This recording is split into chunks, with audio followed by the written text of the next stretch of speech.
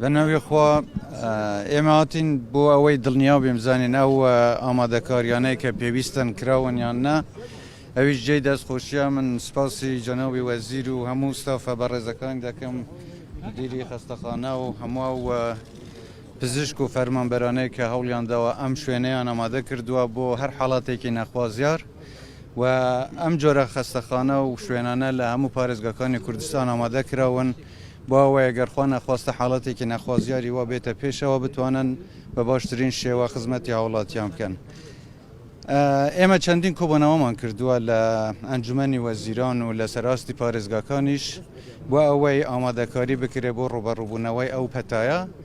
کە هەرچەندە بە پێی پسپۆرانی پزیشکی ئەبێ زیاتر گوێر لە ڕێنمایەکانی ئەوان بگرین بەڵام لەوانەیە پەتایەکی وەرزی بێ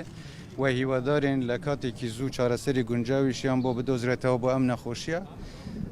ئەوەی پێویستە لەسەر ئێمە ئامادەکاریە بۆ ئەوەی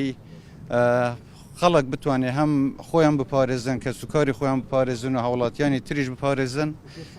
داوا لە هەموو خەڵکی کوردستانەکەم کە ڕێنمایەکانی وەزارەتی تەندروستی وەزارەتی ناوخۆ و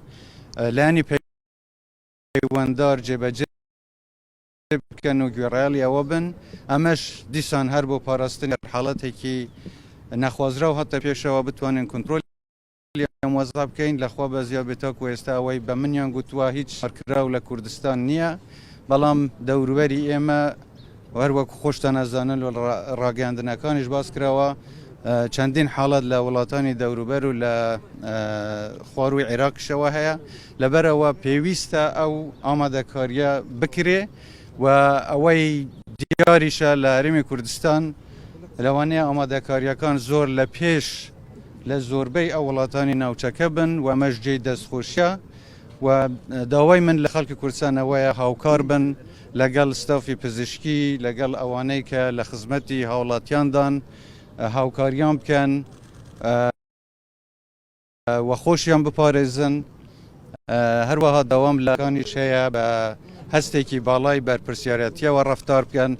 و ئەوەی پێویستە بۆ هاوڵاتیان دابین بکەن و خۆشیان دوور بگرن لە زیادکردنی سەعر لەسەر دەرمان یا لەسەر کەل و پەل و ئەو پێدەویستیانە کە خەڵک ڕۆژانە پێویستیان پێەتی هیوادارم ئێمە بتوانین بەیەکەوە ڕوبەڕووی ئەم پەتای ببینەوە و ئینشاءڵڵا هیچ شتێکی ناخۆشیش ڕوونادات و